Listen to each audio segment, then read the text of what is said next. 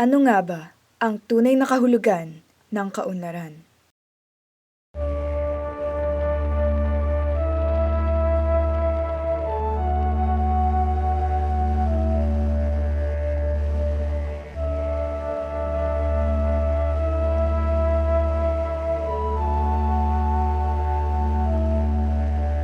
Kaunlaran sana kung walang maapektuhan. Andun lang kami, bakit sino ba ang tatanggi sa kaunlaran? Hindi mo masasabing umuunlad yung isang community kapag isang tao lang yung umaangat. At isang tao lang yung yumayaman, habang yung iba, hindi umuunlad or natatapakan yung kanilang mga rights. You dream a lot of development, pero sa kanila hindi yun ang development. Sa hilagang silangang bahagi ng Luzon, pangalawa sa pinakadulong bayan ng Aurora, nakakubli ang isang paraiso. Mahigit 10 oras na biyahe mula Maynila, lubak-lubak, at makikitid na daan ay iilan lamang sa mga mararanasan patungo sa kasiguran.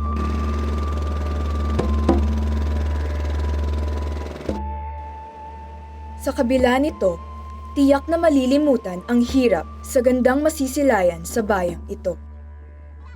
Simple at tahimik ang pamumuhay ng mga residenteng magsasaka, mangingisda, at katutubong agtadumagat. Dito sadaan na kami kasi magiging malaya kami. Kung saan kami pupunta, malaya kami, walang magbawal sa amin.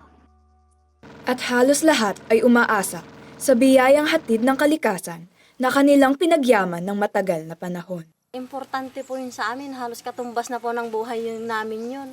Kasi doon po lahat ng gagaling ang pangailangan namin.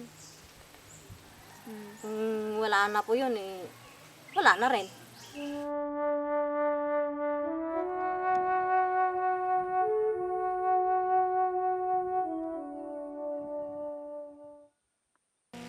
Ngunit sa isang iglap, ang kanilang sakahan, karagatan, kabundukan, at tirahan ay nanganganib na mawala sa kanila. Miniting kami riyan nung mga DNR at sinabi, benta na raw namin yung mga lupa namin kasi nasakop na raw ng batas APECO. At pinaresyuhan kami ng 50,000 per hektar. Ayaw naman namin. Ang Aurora Pacific Economic Zone o APECO ay nailikha sa pamamagitan ng RA 9490 noong 2007 at inamyandahan ng RA 10083 noong 2010. Kilalang pamilya ang mga Anggara sa Aurora at maging sa politika. Sa katunayan, mga Anggara rin ang nasa likod ng pagsasabatas ng APECO. Tila minadali ang pagsasabatas ng ASEZA sa Senado. At noong 2010, ganap nang naisabatas ang mas pinalawak na APECO. Wala nga kaming kaalam-alam Wala kaming kaalam-alam. Bakit may batas na wala man lang pahinto paano sa mga tao? Hindi naman lang sila nagpaalam. Wala ring ganap na representasyon sa mga pagdinig ang lokal na pamahalaan ng kasiguran. Batay na rin sa kanilang press, ang gusto nga lang nila mag-establish ng development center na magiging sentro ng komersyo, business, employment. Kalakip nito ang pagsakop ng APECO sa halos 13,000 ektaryang lupa sa kasiguran. Kaunti na lang at kasing laki na nito ang buong Quezon City. Sinasaklaw na ito ng 5 barangay, ang San Ildefonso, Coso, Kulan, Esteves at Dibet. So, lalong lumahawak siya. Sabi nila, gagawin nila itong mga, tatayuan nila ng mga malalaking mga building, ganun. Gagawin nila itong mga baybayin na ito, gagawin nilang mga pasyalan ng mga taga-ibang lugar, taga-ibang bansa, ganun. Gagawa sila rito ng pier, gagawa sila rito ng mga pagawaan ng mga sapatos, saka yung mga resort, kung ano pang dapat nila rito.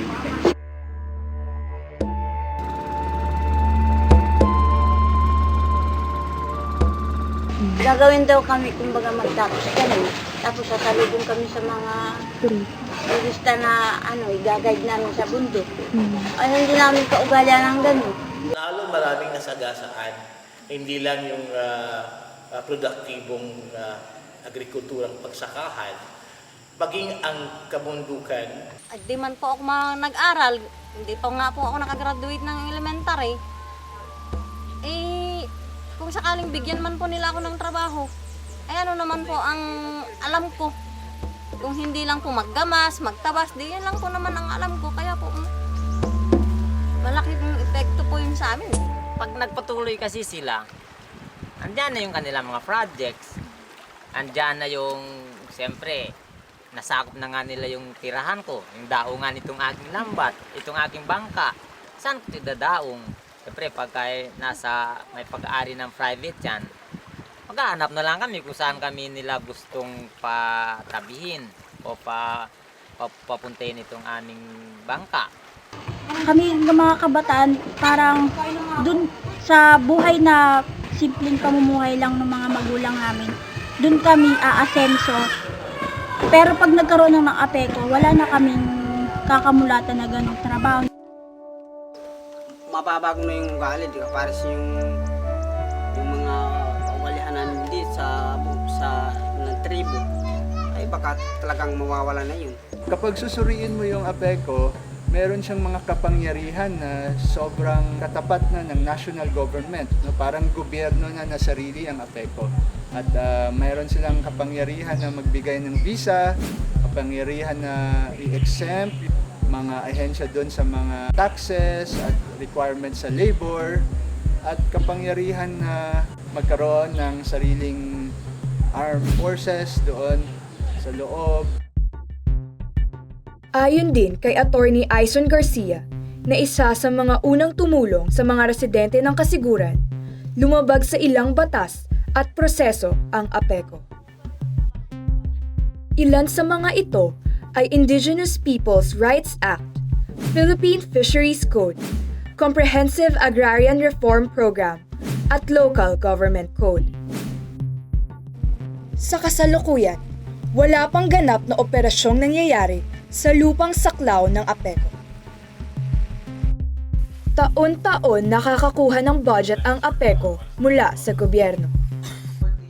Umabot na sa mahigit 2 bilyong piso ang nailaan sa proyektong ito.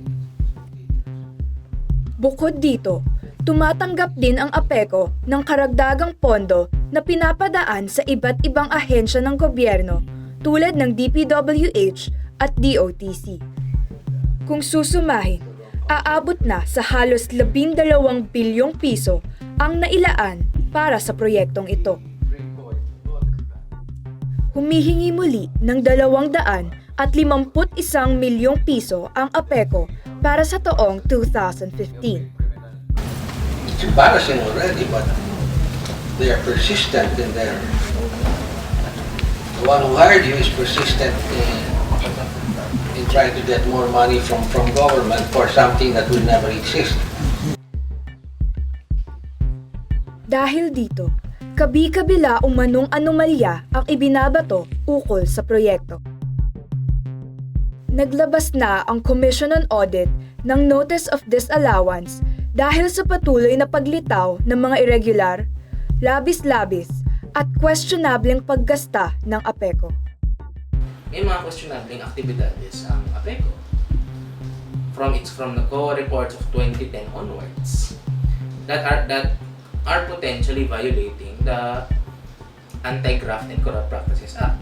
Consistent ang kanilang report na laging sinasabi, hindi dinedeklara ng APECO ano yung kanyang mga materyales, ano yung kanyang mga properties, ilan ang mga taong kanyang ine-empleyo, saan ba talaga napupunta yung ibinigay sa kanilang budget ng national government. Yung kanila na lang admin building, milyon yun, pero madaling masira.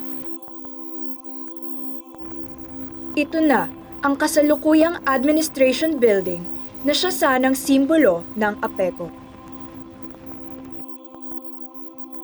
Wala pa ring operasyon sa pinagmamalaking Kasiguran Airport. Milyon-milyon na nagastos doon. May bitak-bitak na yun. Di pa nga nalalandingan ng malalaking eroplano na sabi na para sa international airplanes. Lalo na kung magagamit yun, siguro aksidente pa ang pupuntahan nun eh. May airstrip daw. May airstrip daw na supposedly lalapagan ng mga eroplano. Ginagawa lamang bilaran ng balay.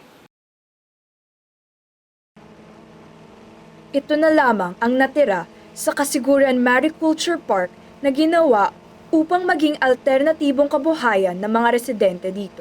Sa totoo lang po, wala namang sinagasaan na magsasaka ang Aurora Pacific Freeport po. Walang tinanggalan ng trabaho, walang tinanggalan ng lupa. Ayun po ang katotohanan doon.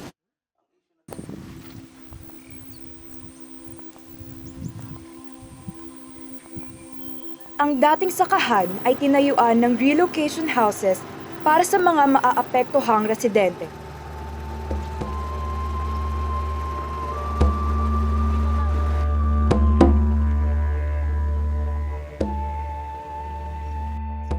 Madalas daanan ng bagyo ang Kasiguran dahil direkta itong nakaharap sa Pacific Ocean. Sa katunayan, nito lamang 2013 ay binayo ito ng bagyong Labuyo na nag-iwan ng matinding pinsala sa bayan. Hindi rin umano angkop ang lokasyon ng proyekto dahil mataas ang tsansa ng pagkakaroon dito ng pagbaha, tsunami at lindol dahil nasa ibabaw ito ng Kasiguran Fault. Patunay lamang na hindi praktikal na lagakan ng malaking pondo mula sa kaban ng bayan ang APECO. Ginamit na lang sana ang bilyong-bilyong pera para sa pagpapagawa ng eskwelahan, ospital, at iba pang serbisyong salat sa bayang ito.